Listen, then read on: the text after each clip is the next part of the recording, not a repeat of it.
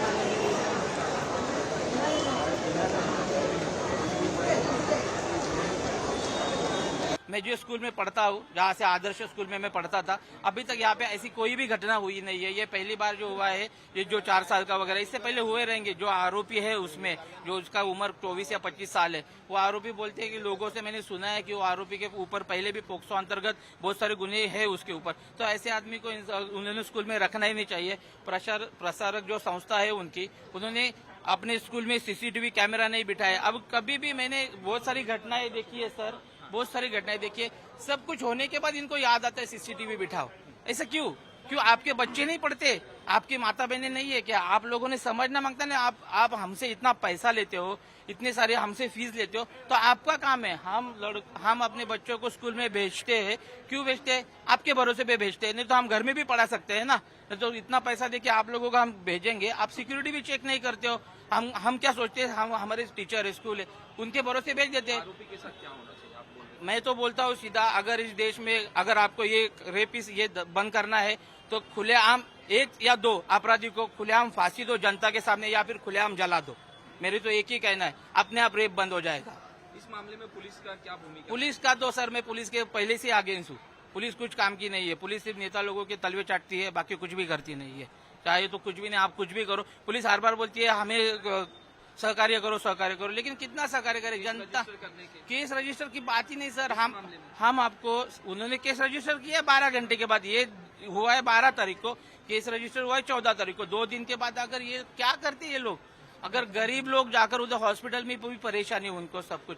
लेकिन आपको ये सारी चीजें देश में अगर बंद करनी है तो आपको कानून में एक कानून तो बदलना पड़ेगा, या फिर जैसे बाहर कंट्री में जैसे होता है वैसे अपन को भी करना पड़ेगा। क्योंकि वही एक चीज है जो ये रेप को बंद कर सकती है। अदरवाइज कोई भी चीज नहीं है।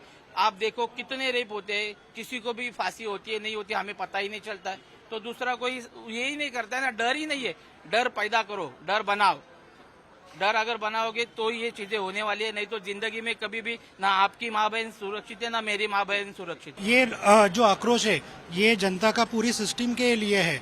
पुलिस प्रशासन है, हॉस्पिटल है, और उसके बाद अभी भी जो चल रहा है, जो आंदोलन कर रहे हैं उनके ऊपर जो जोर जबरदस्ती चल रही है वो भी सही नहीं है। तो ये पूरा सिस्टम है, उसके लिए जनता भी रेलवे ट्रैक पे आई है। अगर आप देखोगे कि कोई भी नेता, कोई भी आमदार खासदार यहाँ पे आया नहीं है कि आप आके बात करो लोगों से, क्या है इसका मसला, कैसे हम लोग निकालेंगे, but nobody is taking initiative. तो ये बढ़ता जाएगा अगर कोई इंटरफेयर नहीं करेगा। और पब्लिक बहुत परेशान हो गई है। ये पूरे सिस्टम के अगेंस्ट हमारी जंग है, और हम लोग जब तक इसका प्रॉपर सोल्यूशन नहीं निकलता हम लोग यहाँ से हटेंगे नहीं।